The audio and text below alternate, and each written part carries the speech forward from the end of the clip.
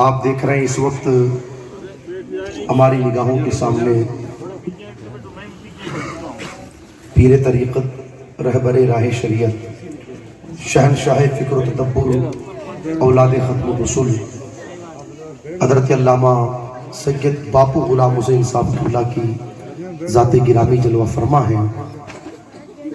اور میں نے ابھی تھوڑی دیر پہلے آپ سے کہا تھا کہ جب حضرت کی آمد ہوگی آپ اس چیز کو محسوس کریں گے حضرت کا چہرہ دیکھ کر کہ جب کئی پشتوں کے بعد شہزادے کے چہرے کی نورانیت کا یہ عالم ہے تو پھر مدینے والے کی چہرے کی نورانیت کا عالم کیا ہوگا؟ اللہ سبحان اللہ۔ میرے امام نے کہا تیری نسل پاک میں ہے بچہ بچہ نور کا، تو ہے عین نور تیرا سب گھرانہ نور کا۔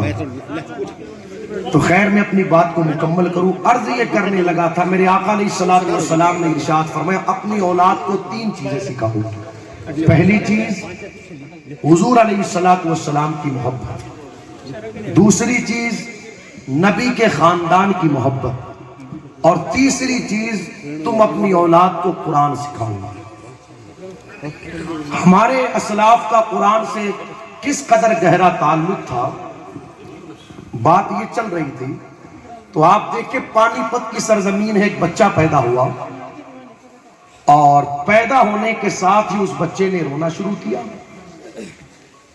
کیفیت یہ رہی کہ وہ بچہ روئے جائے، پورا دن گزر گیا، حتیٰ کہ پوری رات بھی گزر گئی، دوسرا دن بھی گزر گیا، دوسری رات بھی گزرنے کو آئی، ماں باپ بڑے پریشان، سوچا کوئی ہاتھ میں درد ہوگا، پاؤں میں درد ہوگا، سر میں درد ہوگا، پیٹ میں درد ہوگا، ہر طریقے سے انہوں نے بچے کو دیکھا مگر کہیں پر کوئی تکلیف نظر نہیں آئی۔ دائی کو بلایا، اس نے آ کر کے کوششیں کی مگر بچہ پھر بھی روئے جائے۔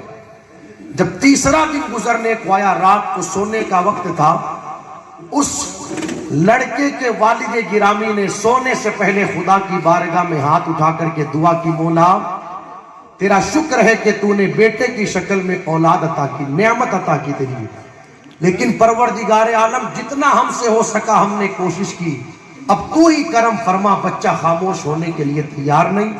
رات کو سوئے تو خواب میں اشارہ ہوا کہ کل تمہارے اس مسئلے کا حل ہو جائے گا۔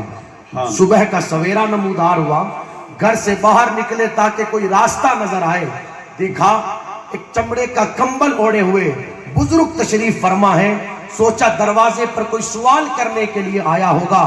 کہا بابا اس وقت میں خود پریشان ہوں، کسی اور دن آنا تمہیں خوب دیا جائے گا، مگر آنے والے نے کہا میں لینے کے لیے نہیں آیا بلکہ میں تو تمہیں دینے کے لیے آیا ہوں۔ جملے کا سننا تھا اور سمجھ گئے جن کے بارے میں رات کی تنہائی میں اشارہ کیا گیا تھا وہ یہی بزرگ ہے۔ گھر لے کر کے گئے، اندر لے جا کر کے بٹھایا، اپنے بچے کو لا کر کے بزرگ کی گود میں دیا، بزرگ نے بچے کو گود میں لیا، ایک کان میں کچھ پڑھا، دوسرے کان میں کچھ پڑھا اور بچہ خاموش ہو گیا۔ بچے کو واپس والد نے اپنی گود میں لیا اور لے جا کر کے ماں کے حوالے کیا، دوڑ کر کے آئے اور کہنے لگے حضرت آخر بات کیا ہے؟ 3 دن ہو گئے ہم کو بڑی محنتیں کرتے ہوئے، کوششیں کرتے ہوئے، مگر ہماری محنتیں جس بچے کو خاموش نہ کر پائی، آخر آپ نے اس کے کان میں ایسا کیا پڑھا کہ بچہ خاموش ہو گیا؟ آنے والے بزرگ نے کہا میں نے کچھ اور نہیں پڑھا بلکہ اس کے ایک کان میں قرآن کی ایک سورت پڑھی، دوسرے کان میں قرآن کی ایک سورت پڑھی۔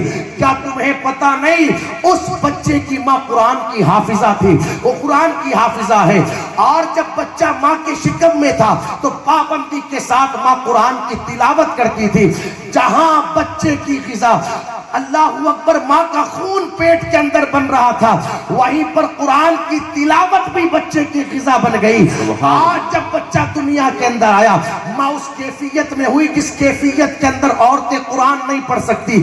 بچے کو دودھ تو پلایا جا رہا تھا، شہد تو دیا جا رہا تھا، اس کی تکلیفوں کو دیکھا تو جا رہا تھا، مگر وہ غذا جو قرآن کی تلاوت کی شکل میں بچے کو ماں کے شکم میں ملتی تھی، وہ غذا بچے کو نہیں مل پا رہی تھی، اس بنیاد پر بچہ رو رہا تھا۔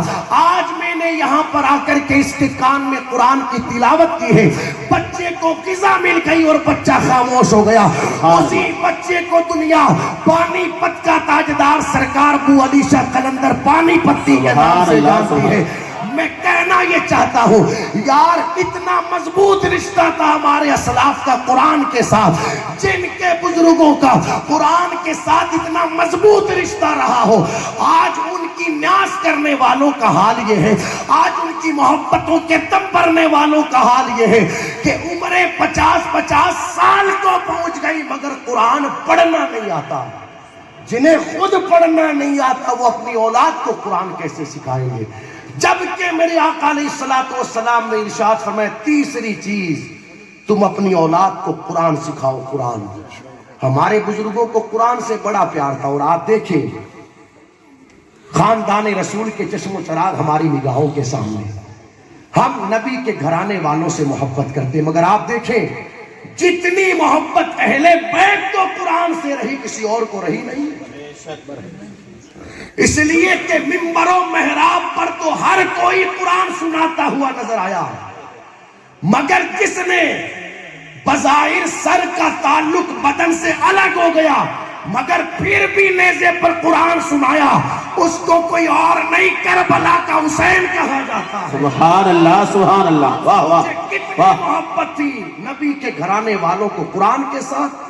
میرے آقا علیہ السلام نے ارشاد فرمایا لوگوں اہل بیت قرآن کے ساتھ، قرآن اہل بیت کے ساتھ۔ ہماری ذمہ داری بنتی ہے اگر خود کو پڑھنا نہیں آتا تو خود بھی پڑھنا سیکھے اور اپنی اولاد کو قرآن سکھائے۔ یہی حدیث مبارکہ کی روشنی میں 3 باتیں مجھے عرض کرنی تھی۔ دعا ہے پروردگار عالم کی بارگاہ میں مولا کریم ہم سب کے سینوں میں نبی کی بھی محبت، نبی کی آل کی بھی محبت اور قرآن کی بھی محبت پیدا فرمائے۔ استغفر اللہ ربی من کل ذنب واتوب الیہ۔ کلمہ شریف پڑھ لے بلند آواز سے، لا الہ الا اللہ محمد رسول اللہ۔